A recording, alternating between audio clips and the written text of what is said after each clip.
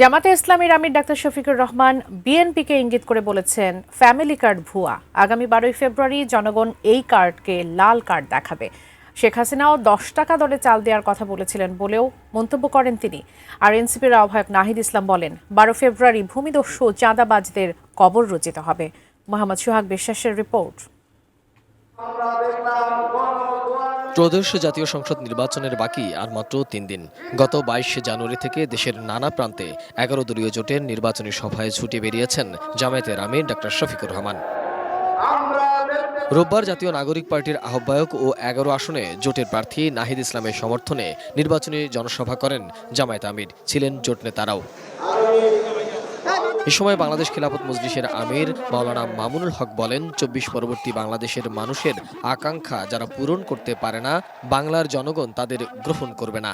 24 পরবর্তী বাংলাদেশের মানুষের যে আকাঙ্ক্ষা, যে ইচ্ছা, যে অভিপ্রায়, সেটাকে যারা সম্মান জানাতে পারে না, বাংলাদেশের মানুষ তাদেরকে কোনোদিন গ্রহণ করবে না।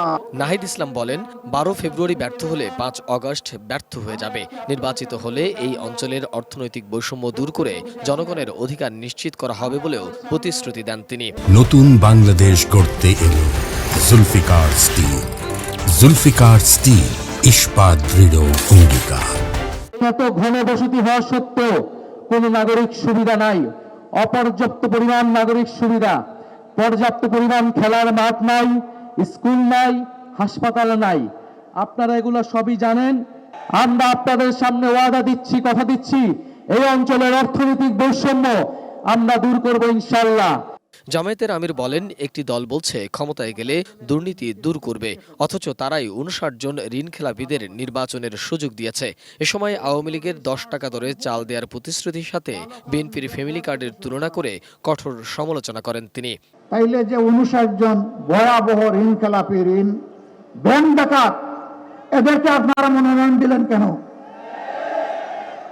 এদেরকে বগলের নিচে আশ্রয় দিয়ে এমপি বানিয়ে আপনারা করবেন দুর্নীতি দমন। এগুলা শুনলে পেশায়ও হাসবে। এই সব কার্ড হইল ভুয়া কার্ড।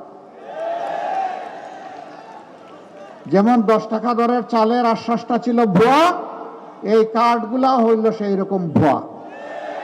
এই সব ভুয়া কার্ডকে আগামী 12 তারিখ জনগণ ইনশাল্লাহ লাল কার্ড দেখাবে।